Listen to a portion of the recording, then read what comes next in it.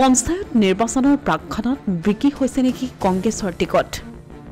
টিকটৰ বজাৰ বহুৱাইছে নেকি কংগ্ৰেছে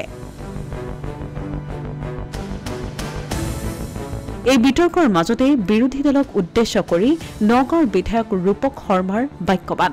টকা সংগ্ৰহ হোৱা নাই বাবে বিৰোধীয়ে প্ৰদান কৰা নাই দলীয় টিকট শুকুৰবাৰে নগাঁৱত দলীয় প্ৰাৰ্থীৰ সৈতে মনোনয়ন দাখিল কৰিবলৈ আয়ুক্ত কাৰ্যালয়লৈ সমতল কৰি অহাৰ সময়তে এই বিস্ফোৰক ভাষ্য বিধায়ক ৰূপক শৰ্মাৰ পজিটিভ মতে দেখা পাইছে যে বিৰোধী তেওঁলোকে আজি তাৰিখত মই যদি শুনা পাইছোঁ তেওঁলোকে টিকেট দিব পৰা নাই কাৰণ পইচা উঠা নাই এতিয়া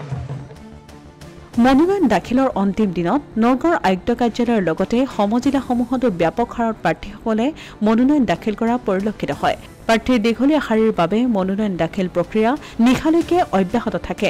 মনোনয়ন দাখিল প্ৰক্ৰিয়াত অংশ লৈ বিধায়কগৰাকীয়ে লগতে ৰাইজৰ বাবে সেৱা আগবঢ়াই যাবলৈ আশীৰ্বাদ বিচাৰে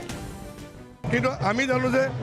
আমাৰ যিহেতু যোৱা সময়ত আমি কাম কৰি গৈছোঁ ৰাইজৰ মাজত আছোঁ ৰাইজক সেৱা কৰিছোঁ ৰাইজে আমাক আশীৰ্বাদ কৰিব আৰু আমাৰ